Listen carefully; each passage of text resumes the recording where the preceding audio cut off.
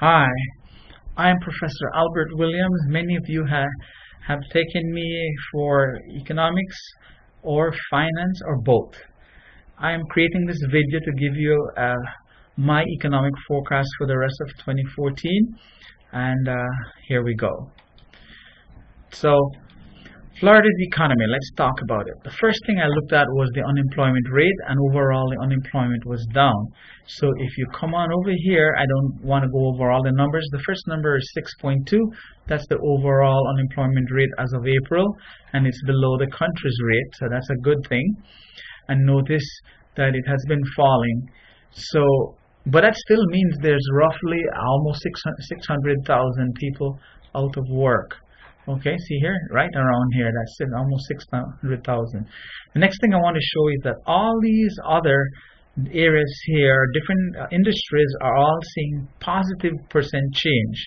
The number beneath the number, like this number here, is the total, and then the number needed is percentage change. Except for the last one.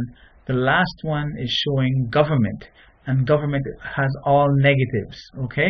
So that says government is shrinking and all the other areas are growing. Some are growing faster than others. Construction is growing really fast. Again, it's not surprising.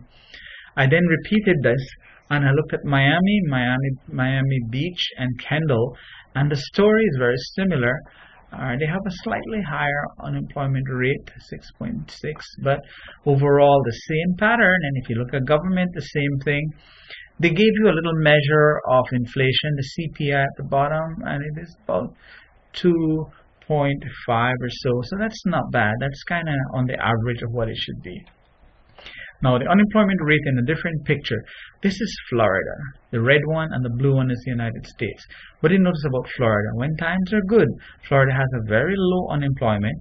When times are bad, Florida has the highest unemployment compared to the country. And now notice, Florida is starting to go back underneath again from the top. So that tells you that perhaps we're getting into some period like this again. The economy is expanding. Okay, lower unemployment. Then we have different statistics for the different cities. Florida, Fort Myers, and some of them are high, low. I think Ocala has a 6.8, and so you have different dynamics going on in different parts. Now the S&P Case-Shiller Home Price Index through November, I have for 3 areas. The top line is Miami, second one is Tampa, and the third one is the Composite 20 City Index. Notice Miami is higher, and in times of bad, see here, it's still higher. So Miami basically has higher prices for homes than Tampa, of course, and for 20 cities averaged together. So we do have something to be concerned about. Notice Tampa is below the composite 20 average. So this tells you a lot about the dynamics. But what I want you to get out of this is that the 3 lines are heading upward, saying that home prices are expected to increase for the rest of the year.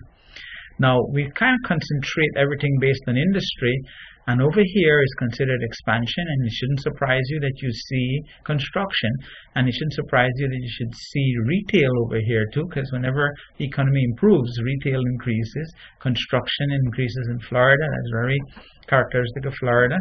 All the others are concentrated here, but that's still in the increasing category. Notice government is down in the contracting category, or on the line between improving and contracting. So keep that in mind, that this is where government is slowing down and the others are trying to expand slowly. I do the same with the same graph, and then what you notice, this is by metro area.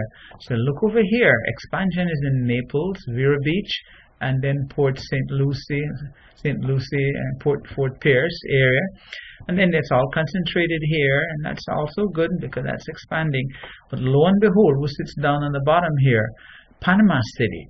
Panama City is basically in the contracting area, so not much is going on in that part of Florida.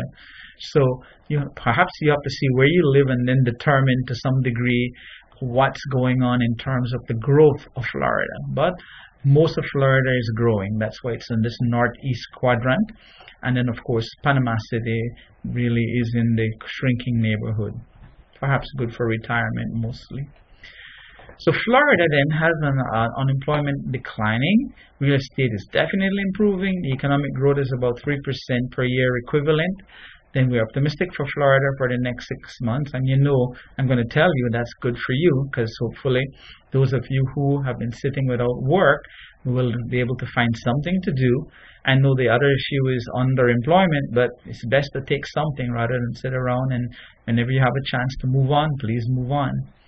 Conclusion then, the economy we're optimistic, and I will always end any of my presentation to you is to remind you to create more personal wealth. And the justification for this is that I don't want you to depend on the Social Security check as your only source of retirement funds. I want you to have your 401k. I want you to have some other investments, stocks, bonds, whatever else you have, that you could liquidate those as you get older if you need the cash to live. And in the process of living, do not forget to enjoy life. Enjoy the every day that you live. Be thankful for all the things you've got. And then I also want to strongly recommend that you give back to your community, give back to your university, give back to your high school, give back to your family, give back to a needy person. Of course, you'll always have to justify, but giving is another way of receiving, and hence it's good to assist. Of course, I don't want anybody to take advantage of you, but you should also be able to give back some to your community. All right, with that then, with this optimistic forecast, I want you to definitely do the best you can for the year, and I will give another forecast perhaps in a few months down the road. All right, all the best to all of you. Thank you very, very much.